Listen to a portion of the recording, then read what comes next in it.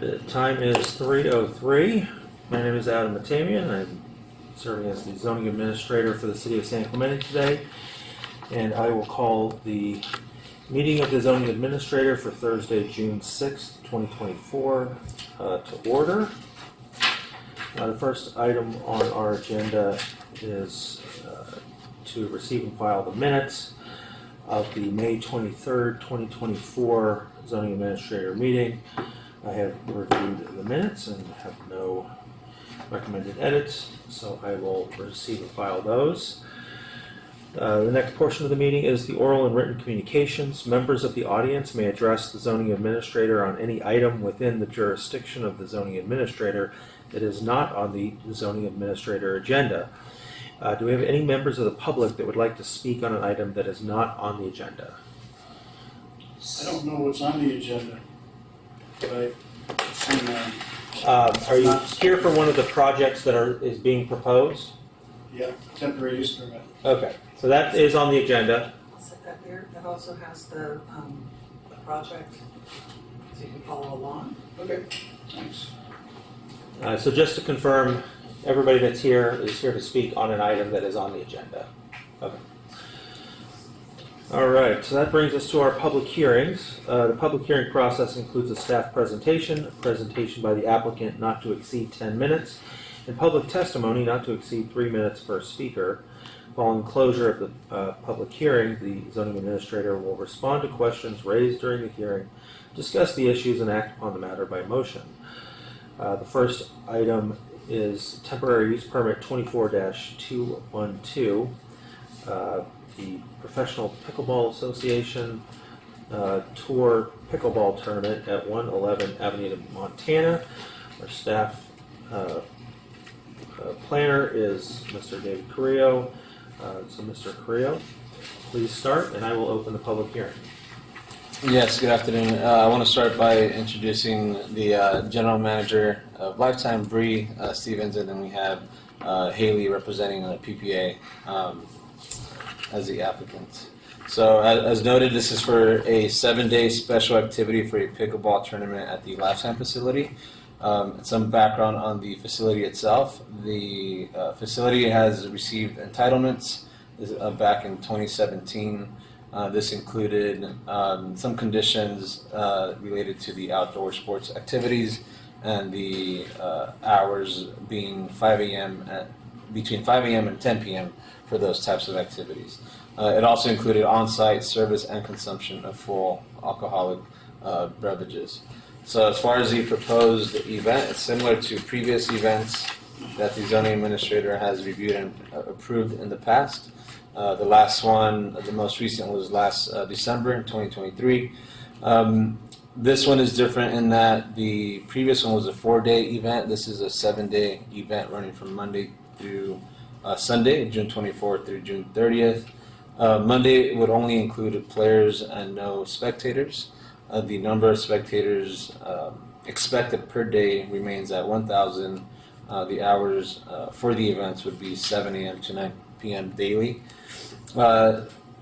Again, as last event, Lifetime members will continue to have access to the parking lot at the Lifetime facility. If they happen to also buy a ticket for the pickleball event, they can use the lot and attend the event as well.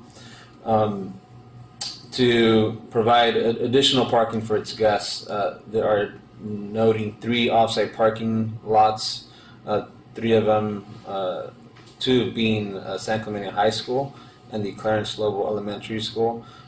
Staff has received approval letters from those 2 facilities, and we have yet to receive the approval for the church, noted as the Church of Jesus Christ of Latter-day Saints. So staff is recommending that the zoning administrator add a condition which will require that the authorization letter be provided to staff prior to the event for use of the church parking lot.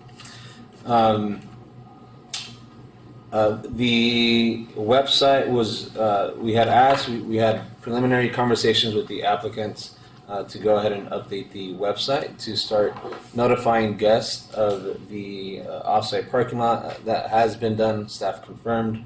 It is on the website. The website was, we had preliminary conversations with the applicants to go ahead and update the website to start notifying guests of the off-site parking lot. That has been done. Staff confirmed. It is on the website. The website was So it's again available when guests go ahead and purchase their tickets, and also for the players that are participating for the events. The event will also include a DJ that will play music in between the matches, and also amplified sound to make announcements.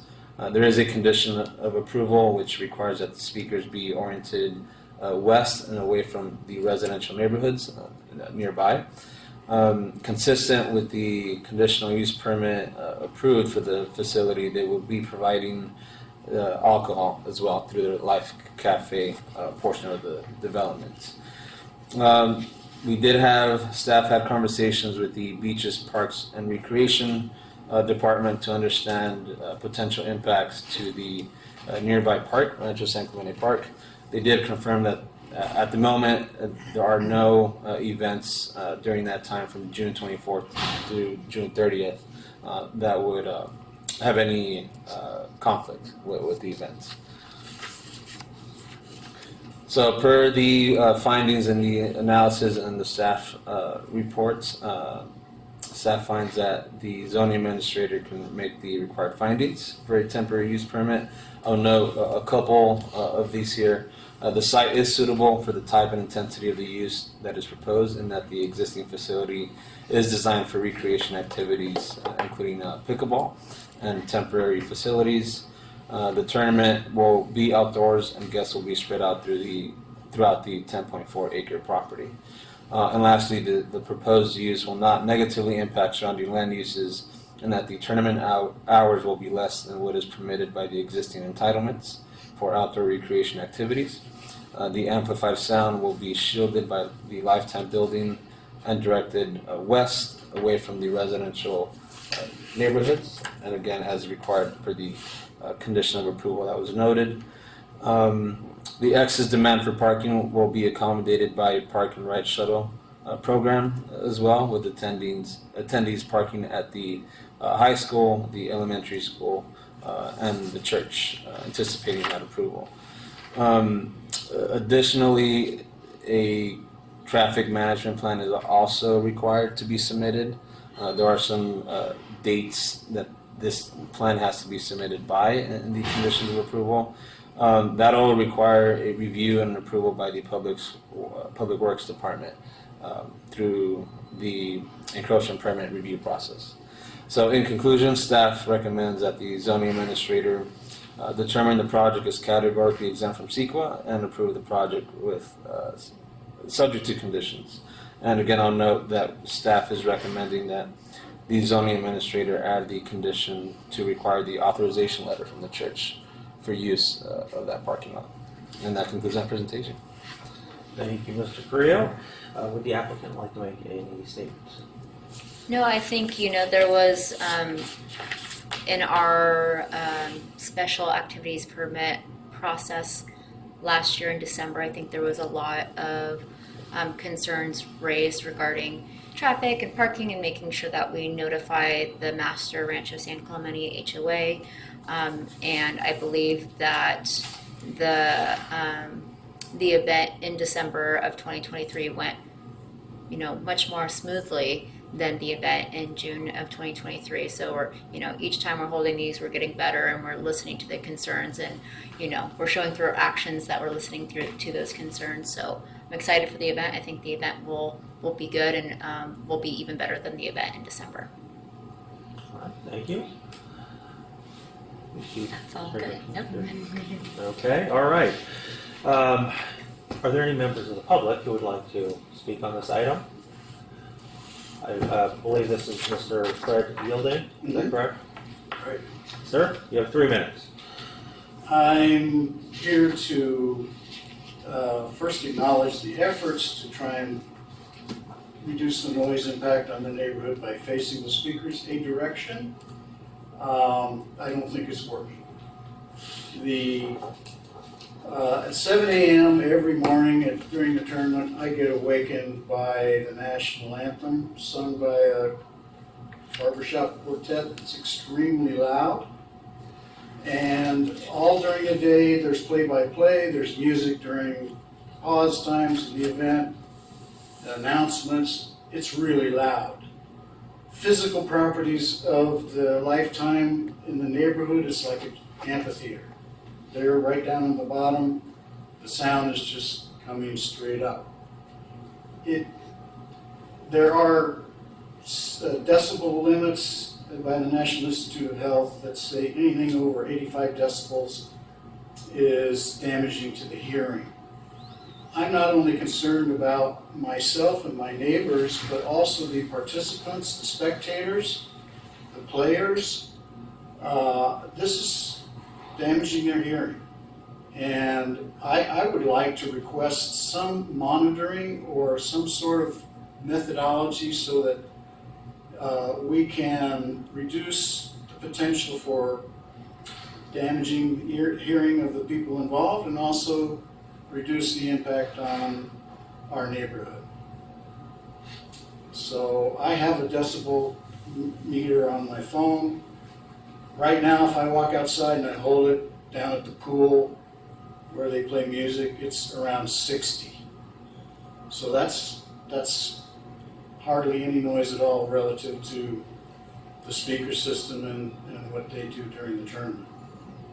So I don't know what can be done, but I would like to at least address my concerns, not only for myself, but people at Lifetime. All right. Thank you for your comments. I appreciate that. All right. So first, I will acknowledge a few things. The first is that I did receive your letter, and I did review that before the meeting,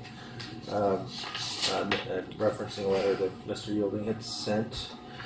The second is that after the December pickleball tournament, I did receive a correspondence from one of the neighbors in the Rancho San Clemente neighborhood that followed up after your event and had a couple comments. I won't read everything; not all of it pertains to your event, but do want to acknowledge that there were some issues about the use of parking attendants and off-site parking and the shuttles. So I will mention those concerns that were raised after the last event when we get to that point. Yes. So let's see, a couple questions. We've had a number of these events, so I'm pretty familiar with the plan moving forward. How many professional pickleball players are there that would be parking at the Latter-day Saint Church? Could be up to 100. Okay. So this event runs Monday through Sunday. What does Monday through Sunday mean? When is setup and when is teardown? Setup will occur the week before that, and that includes basic things like painting courts to starting to do the build out on that Saturday, Sunday prior. On Monday, it is a progression draw, so it'll start really small, or I guess large qualifying rounds, no spectating. Tuesday will be a big round of 64. Every single day it gets smaller. By Sunday, we're only going to have 16 pros, maybe if I'm doing my math right. 16 pros that will be on site that Sunday. It's not as big of a pool. And yeah, I don't know if there's anything else like that. So on the Sunday, so Monday through Sunday, the event is actually occurring. So on Sunday, there would be 16 professional pickleball players or 16 people that would be parking at the church site. We will likely not park at the church on Sunday, so we'll do Monday through Saturday parking at the church. On Sunday, we've done staff valet in the past where our PPA team will valet the pros car for them over to the shuttle lot. They won't have to shuttle in, but we'll still make sure it's not at the church so it doesn't interfere with them. Okay. One of the concerns about the last event raised was a statement that, or I should say it's a suggestion that PPA have more and bigger buses to transport people from the outlets to Lifetime. I don't remember if the outlets was the designated parking lot last time. It was. I know it's this high school this time. The line was so long that it took over an hour standing in line to get on a bus. I have not independently confirmed that, but what would the expected wait time be at the high school? I think we're doing a under 20 minute, right? 20 minutes. So it's 20 time minutes on it. for the Max. vehicles, right? It's a 20-minute loop, I'm assuming. It's, yeah, So what would be the expected wait time of somebody wanting to get on that?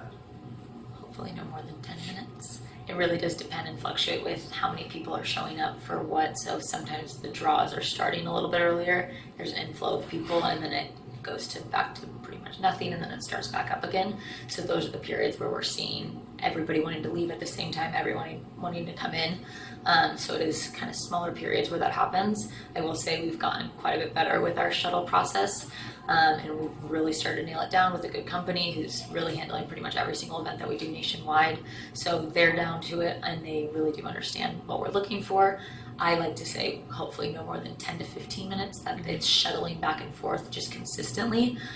So one shuttle's at the high school, one's at Lifetime. As soon as one's full, they're switching no matter if the other one is full or not, and keeping it on like a consistent loop so there isn't as long wait times. Okay, but when everybody wants to show up and when everybody wants to leave, Yes. are there 400 people waiting to get onto one bus that's making a 20-minute loop that holds 10 to 20 people? No, Not so that we experienced last year. No, Yeah, we'll really never see that many people coming in at once, really in general for the entire event.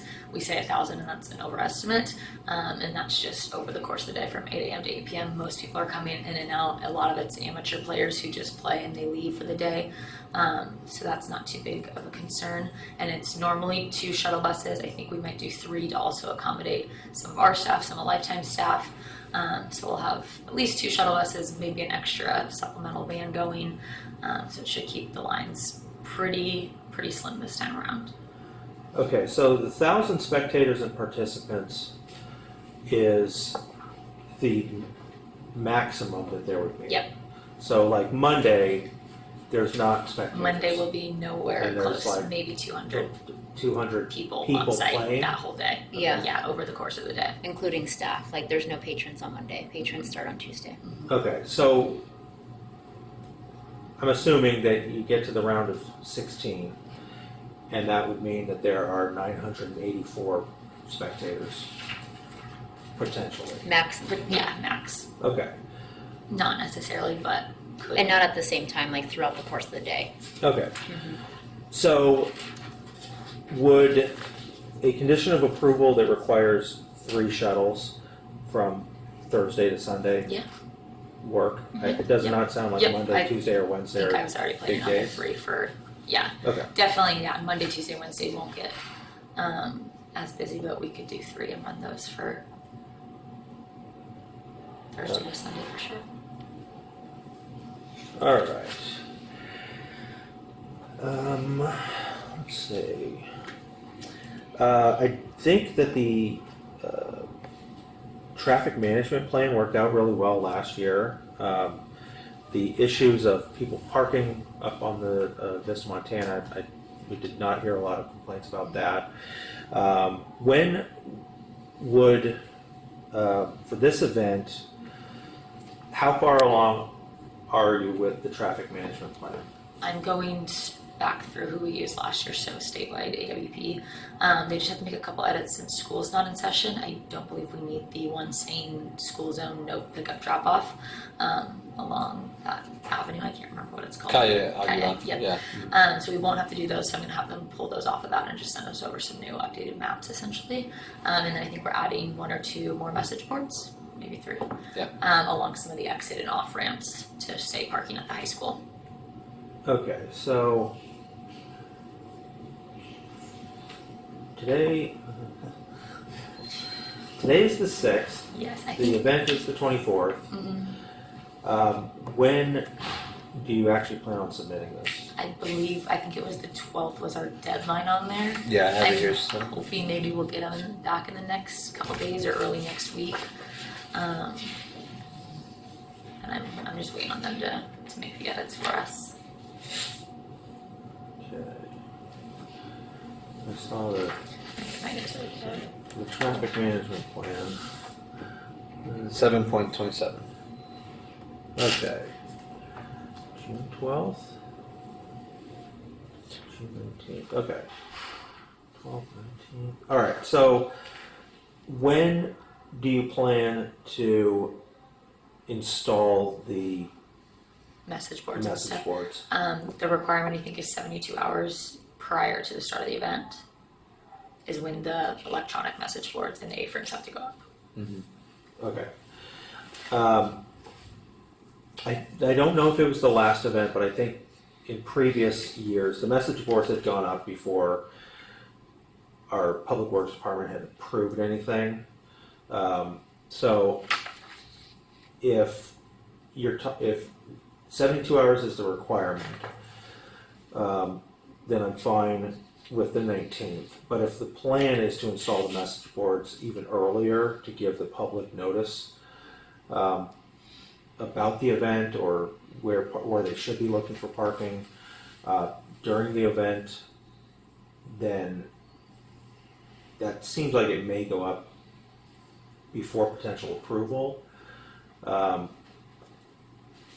So I think an adjustment to that condition that just acknowledges that the message boards and traffic control in the right of way cannot occur until the traffic management plan is approved.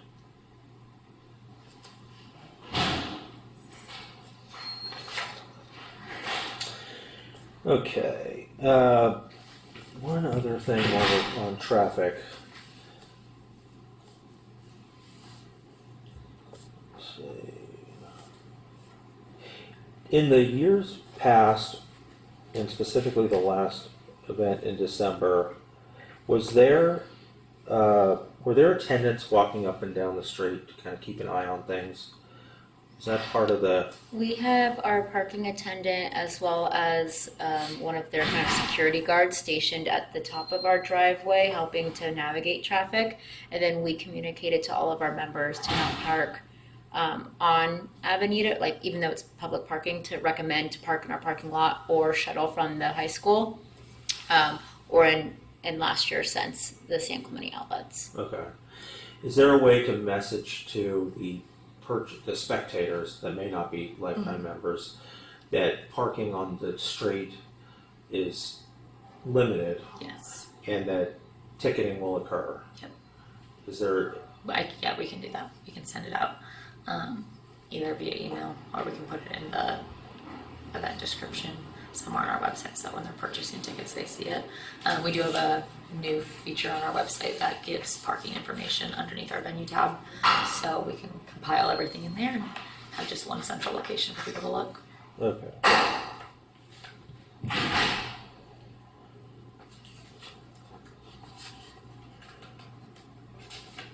All right. So the last item, I think everything else has been appropriately proposed and supported and conditioned by staff. The last one is the noise. I can understand how this area may reverberate sounds. However, I'd like to talk a little bit more about how this event is ensuring compliance with the section of the conditions that limit the volume of sound as it exits the property to 65 decibels. While I understand Mr. Yielding's concerns about the participants, on private property, I'm not as concerned about the volume of sound. But once that sound leaves the property, that needs to be addressed at that point. So what is in place to ensure that the decibels leaving the property are at 65? Last year in December, I think it was a part of our conditions, that we had like a PPA team member go off property and check with their phone or check with an app that was able to test the decimals. So that's what we did last year, and we can certainly repeat that this year.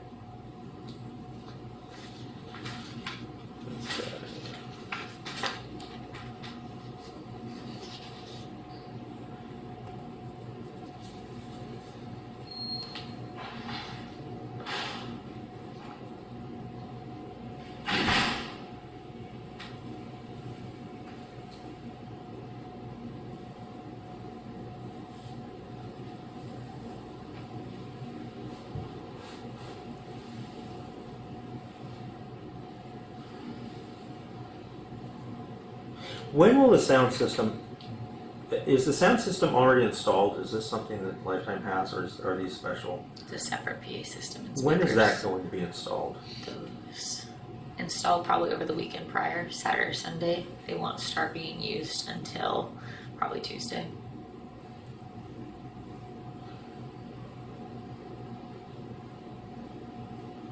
What time on Tuesday? Probably as early as 8 or 9. If there's play going on our championship court. If there's not play going on our championship court, might not be used for any sort of music that day. The only other thing though is announcements in the morning. They will typically say anything that's important. It's also used for any medical, emergency, to be able to notify anyone of that. But we could, So would those types of announcements occur on Monday, or is it? Not Monday, no, necessary. they wouldn't be because they won't be up and running for Okay. Monday qualifyings. Is the national anthem sung? It's Or is not it played? sung, it's played through the speakers. Okay.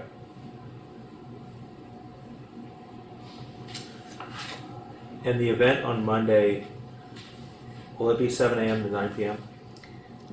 TBD, that's the time frame for it, but it might start a little bit later that day, it might run a little bit earlier than 9 p.m. So like Depends between how 10 many and people. 3, it'll be happening. It would definitely Yeah, happen. it's just midday. qualifiers. They're technically Monday and Tuesday are them qualifying for the match play Wednesday through Sunday. Okay.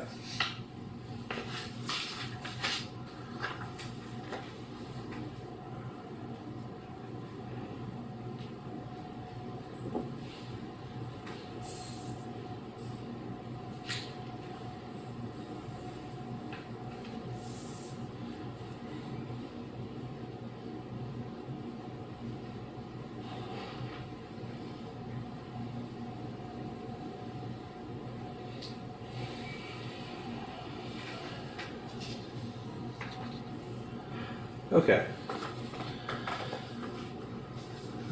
Let's see. All right.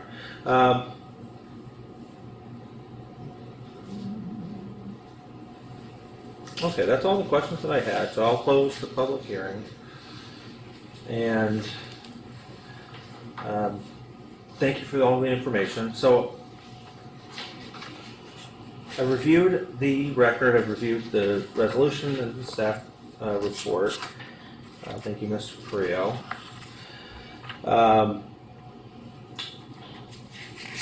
I think as staff has laid out, the required findings for the approval of the temporary use permit can be made as conditioned with a couple, I'll say, modifications. The proposed use is permitted within the subject zone pursuant to a temporary use permit. The site can be made suitable for this type and intensity of use, especially with the additional off-site parking being provided for this event. I think we've got a good set of best management practices in place to ensure that this will not be detrimental to the public health, safety, or welfare, as evidenced through the off-site parking, through the restrictions on sound, the provision of shuttles,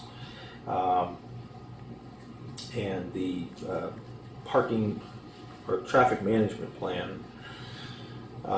And with all of those provisions in place and the additional conditions of approval restricting the use proposed, that this use will not negatively impact surrounding land uses.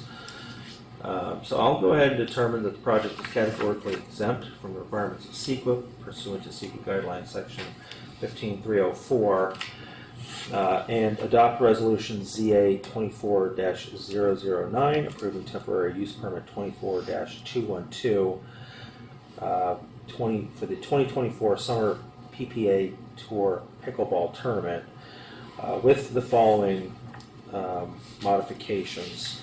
The first is the inclusion of the staff recommended condition that the applicant be required to provide an authorization letter for parking on the Church of Jesus Christ of Latter-day Saints property for at least Monday through Saturday, June 24th through June 29th, prior to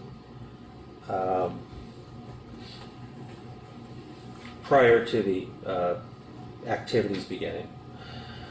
The second is that condition be added requiring the applicant to provide 3 shuttle buses Thursday through Sunday. The third one is that the traffic management plan, that the applicant shall not install any devices in the public right-of-way prior to the approval of the traffic management plan. And Mr. Carrillo, if you want to add that to the condition of approval related to the traffic management plan, that will suffice.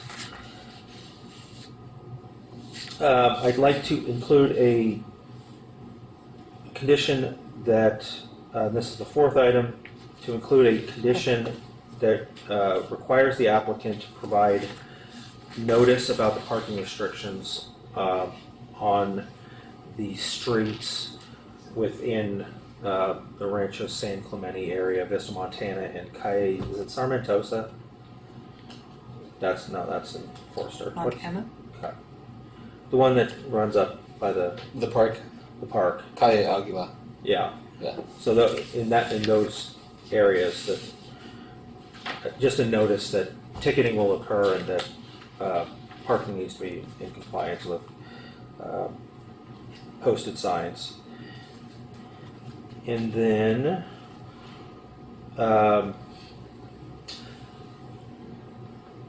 in addition to condition 7.11 about the limitation of sound, I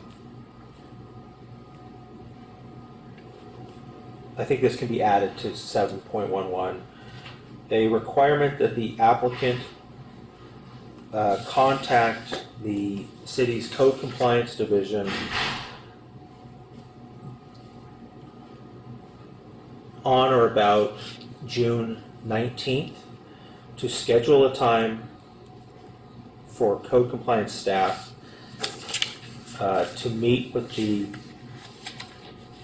event organizers to conduct a sound test to identify the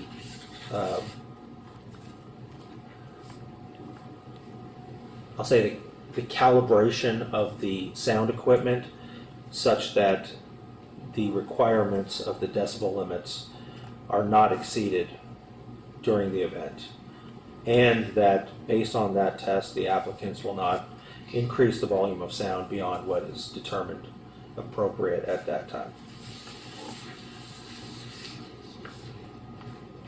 And with that, congratulations. I hope this event is another success and that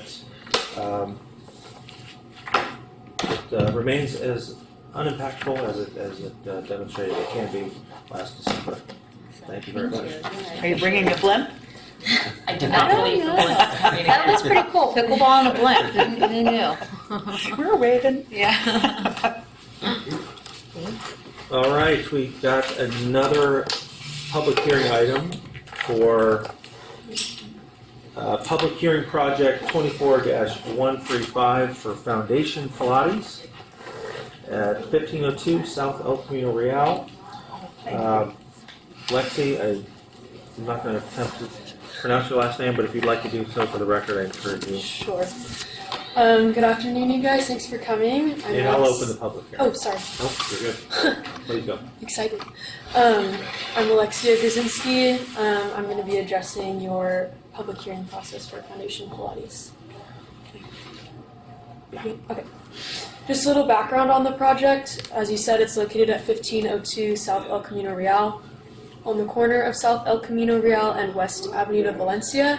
Planning Commission on June 16, 2021 approved the Valencia project, which included a 10,731 square foot, two-story commercial building with a restaurant capable of outdoor dining on the ground floor and office space on the second floor.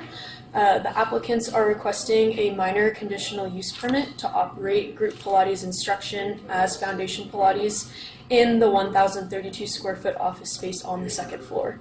Currently, there are no businesses operating at this location. The project proposes to allow group instruction uses at the project site. Foundation Pilates will operate as a private studio 7 days a week during the times listed in Figure 2 on the staff report.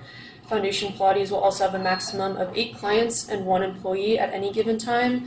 The studio will be playing amplified music during classes and will be providing soundproofing measures to ensure the project is consistent with the amplified sound administrative policy. This project meets the findings because of a couple things. The proposed use is conditionally permitted use within the neighborhood commercial district and conditions of approval provided in the attached resolution, and ensures that neighboring establishments are not affected by potential noise impacts generated by the Pilates studio. Additionally, the proposed hours of operation are consistent with surrounding uses, and no exterior or interior building or site changes are required to operate the proposed use. The project proposes soundproofed walls that face the restaurant courtyard behind the proposed mat room for additional insulation to help with the noise. In addition, they're providing heavy sound and light-proof curtains that will be installed to cover the windows during class times. Finally, the required off-street parking is provided, and the proposed use will not result in inadequate parking for the site. As staff, we recommend that you, the zoning administrator, determine the project is categorically exempt from the requirements of CEQA according to section 15301, and adopt resolution ZA 24-008 approving the minor conditional use permit 24-138 Foundation Pilates subject to the attached conditions of approval. And I have passed along the report, and the applicant has no questions and agreed to the conditions. All right, thank you very much. Would the applicant like to make a presentation or statement or add anything to? No, I think that was pretty comprehensive. Thank you, Alexia. Yeah, of course. Really good. Thanks. All right. So I will got a couple questions just to clarify the maps here. Are these 2 rooms general representations of these 2 rooms? Correct. Okay. All right. So I see that parking. The restaurant, has the restaurant been decided? I believe so. Just recently. Okay, so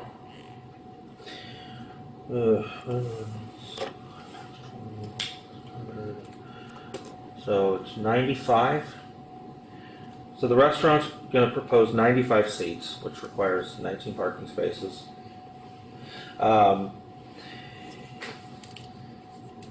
There's 20 on site, and so your business is taking 5 of those, and so there's 1 excess parking space. Has there been any discussion as to why leave 1 extra one? No, I think the impacts didn't call for them needing the extra space. Maybe move towards the restaurant so they aren't feeling as impacted during these hours. Okay.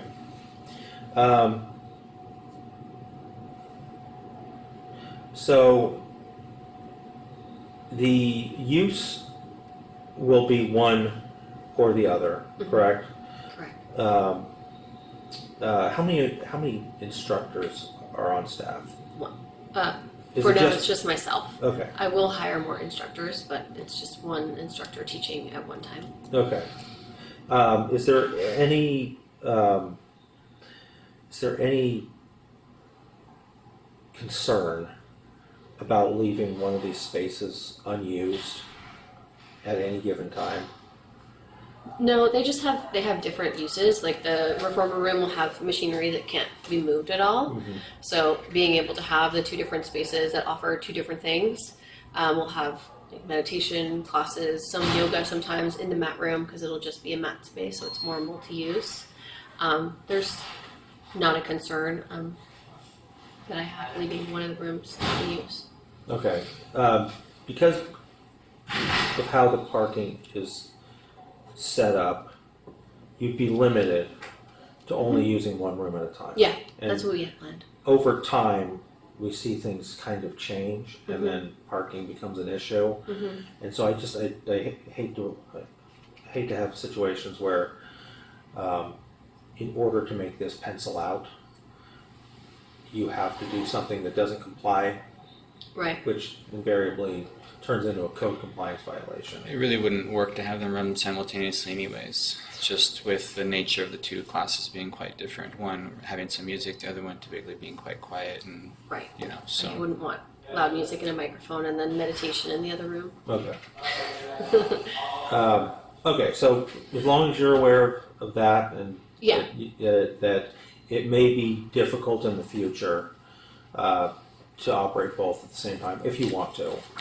Yeah, we don't. One option is the restaurant may not be 95 seats ultimately, and so you may actually be able to get a little bit more parking Okay. negotiated in the future. So just keep that in mind.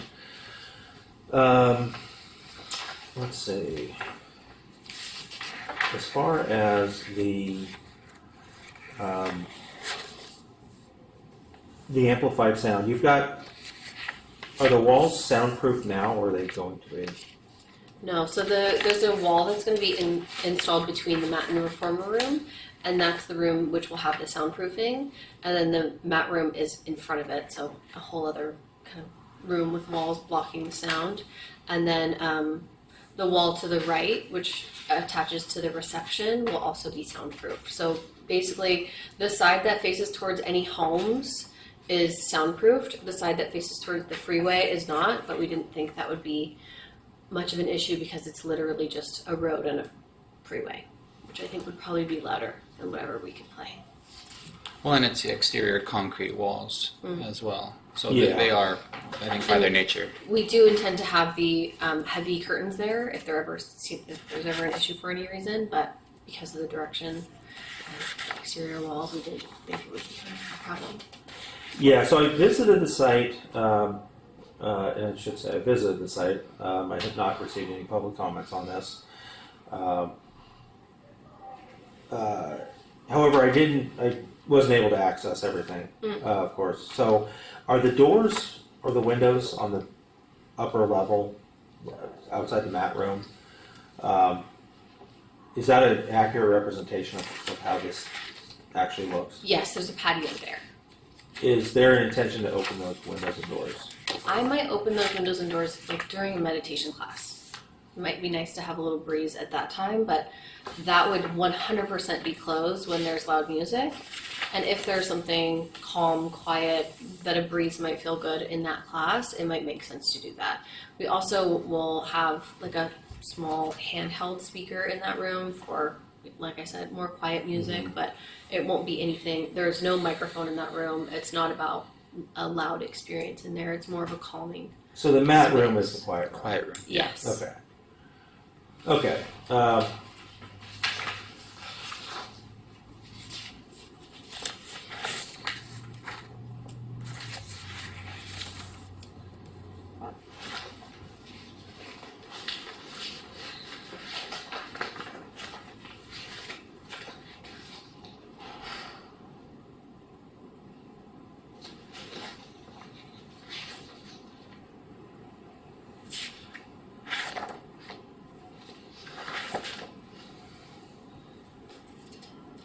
All right, Ms. Krasinski, is that, yeah? Yep.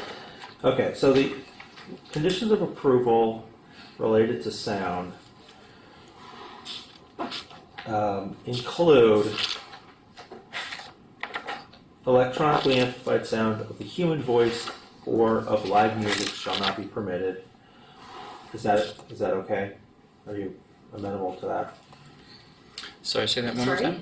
time. Condition 7.30, the last sentence, electronically amplified sound of the human voice or of live music shall not be permitted. Oh, Oh. no live music. Amplified sound of the human voice. So that's Wait, like live, like somebody's playing music or Oh. somebody's talking, and that's being amplified. But music that's recorded would be permitted Yeah, that's to an what we I'll have say in mind. to an extent. Yeah. The aside from I don't have much concern about this this proposed use. The only concern is how things have a tendency to kind of change over time, and even when people sell businesses and somebody else assumes the permits, they may change things a little bit over time. So the mat room is the mat room that one? Yes. So all the equipment's in the reformer room. Yes. Okay. So I have no concerns about some amplified sound music in the reformer room. For the mat room, would it be too much of an imposition to include a sentence at the end of that 7.30 condition stating that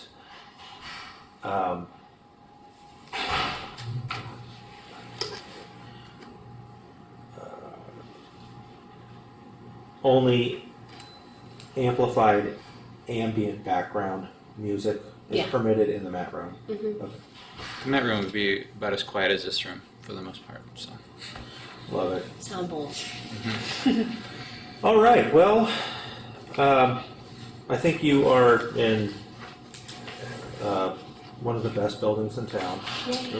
I know Michael very well, and he does quality projects, and I'm happy to see that another one just got built, and very excited to see you're taking on that space.